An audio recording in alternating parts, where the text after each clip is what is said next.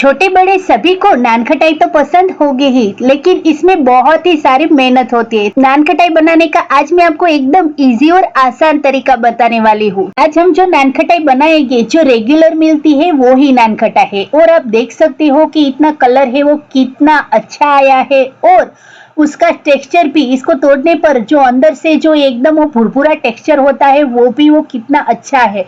अगर आप इस तरह से नान खटाई बनाओगे तो आपकी नान खटाई भी बिल्कुल बाजार जैसी होगी। तो चलो फटाफट से रेसिपी स्टार्ट करते हैं। नान खटाई बनाने के लिए मैंने यहाँ आधी कटोरी जमा हुआ घी लिया है। अगर सर्दियों का मौसम है तो ऐसे ही घी जम जाता है, लेकिन अगर इस तरह से घी जमा हुआ ना हो तो आप थोड़ी देर के लिए फ्रिज में रख दीजिए, और इसके बाद इस तरह का घी जमा होना चाहिए। एक कटोरी हमें पीसी हुई चीनी लेनी है, और इसको हमें अच्छी तरह से, आप चाहे तो इस तरह का मशीन भी यूज कर सकते हैं, ब्लेंडर भी, और चम्मच से भी आप हिला हिला कर इसको हमें जब तक ऐसा फॉर्म में ना आ जाए एकदम क्रीमी टेक्सचर का, तब तक हमें इसको हिलाते ही रहना है।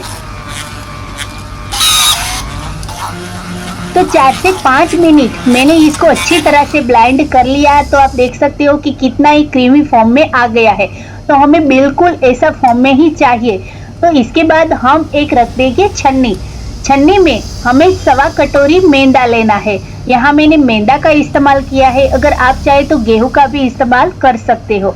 इसके बाद आधी कटोरी हमें बेसन लेना है, और जो भुरभुरा टेक्सचर होता है उसको लाने के लिए 2 चम्मच मैंने यहाँ सूजी का इस्तेमाल किया है। आधा चम्मच बेकिंग पाउडर और 1/4 चम्मच हमें बेकिंग सोडा का इस्तेमाल करना है, और सभी चीजों को हमें अच्छी तरह से छान लेना है। इसको छानना बहुत ही जरूरी है, क्योंकि बेसन में इस तरह से गड्ढे भी होते हैं, तो इसको छान लीजिए। इसके बाद हमें इसको जॉइंट करने के लिए यहाँ हमें दूध और पानी का बिल्कुल भी इस्तेमाल नहीं करना है। तो हमें एक अच्छी सी बरात ले लेंगे ताकि हम अच्छी तरह से इसे जॉइंट कर सके। तो मैंने यहाँ नान खटाई का जो आटा था वो बरात में निकाल लिया है। इस आटे को हमें हाथों से ही लगाना है, ताकि हमारी हाथों की गर्मी की वजह से आटा है वो एकदम अच्छी तरह से बन जाए। तो हमें अपने हाथों से ही इस तरह से जॉइंट कर करके हमें आटे को लगाना है। अगर आप पेशेंस रखोगे तो आपको दूध या पानी किसी भी की जरूरत नहीं पड़ेगी। अगर आपको लगता है आपका आटा है वो अच्छी तरह से जॉइंट नहीं हो रहा है, तो आप थोड़ा सा इसमें ऊपर से थोड़ा घी डाल दीजिए। अगर बहुत ही ज्यादा आपको नरम लग रहा है तो थोड़ा सा आप मैदा डाल दीजिए, लेकिन आपको इसमें दूध या पानी का इस्तेमाल नहीं करना है। और आप पेशेंस रखोगे तो आपको किसी भी चीज की जरूरत नहीं पड़ेगी। मेरे भी आटे बनाने में थोड़ी मेहनत हुई थी। इस तरह से दूध और पानी के बिना जॉइंट होने में समय लगता है। तो 5 से 7 मिनट के बाद मैंने हल्के हाथों से इस तरह से जॉइंट करके लगाया, फिर इस तरह का आटा हुआ है। तो चलो अब नान खटाई बनाना स्टार्ट करते हैं। तो सबसे पहले तो हम ट्रे को घी से ग्रीस कर लेंगे। अगर आपके पास बटर पेपर है तो आप ट्रे पर बटर पेपर का इस्तेमाल कर सकते हैं। मैं यहाँ जो रेगुलर नान खटाई मिलती है वो ही बना रही हूँ। तो हमें क्या करना है, थोड़ा सा आटा हाथ में लेना है और हाथों में इस तरह से गोल गोल करके, और इसके बाद थोड़ा सा हमें दबा देना है। यानी कि हमें जो पेंडे का शेप आता है इस तरह का हमें थोड़ा सा ऐसा इस तरह से शेप दे देना है। और इसमें क्रैक बिल्कुल नहीं आनी चाहिए। हल्के हाथों से आप करेंगे तो क्रैक नहीं आनेगी। और क्रैक लाने के लिए क्या करना है वो भी मैं आपको आगे बताती हूँ। तो इसी तरह से हम हाथों में थोड़ा थोड़ा पेंडा लेकर इसी तरह से हम नान खटाई का बीच में हमें दबा देना है, और हम नान खटाई का शेप देकर इसी तरह से सारी नान खटाई बना लेंगे।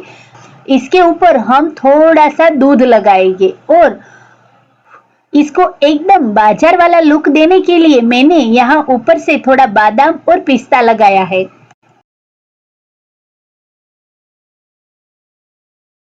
नान खटाई में अच्छी तरह से क्रैक लाने के लिए हम इसको 10 मिनट के लिए फ्रिज में रख देंगे। इस तरह से ओवन को मैंने पहले से ही 180 डिग्री पर 20 मिनट के लिए प्री हीट कर रख लिया था। तो अब जो फ्रिज वाली जो ट्रे थी वो हम ओवन में 180 डिग्री पर 20 मिनट के लिए रखेंगे।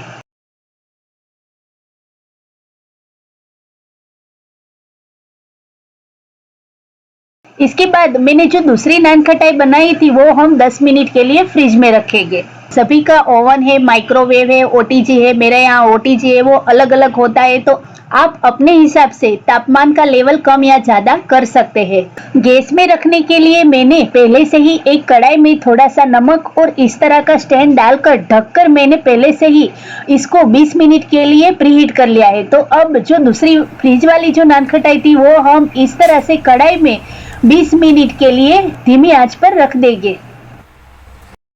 आप देख सकते हो कि ओवन में इसका कलर है वो कितना अच्छा आया है और ये अच्छी तरह से फूल रही है।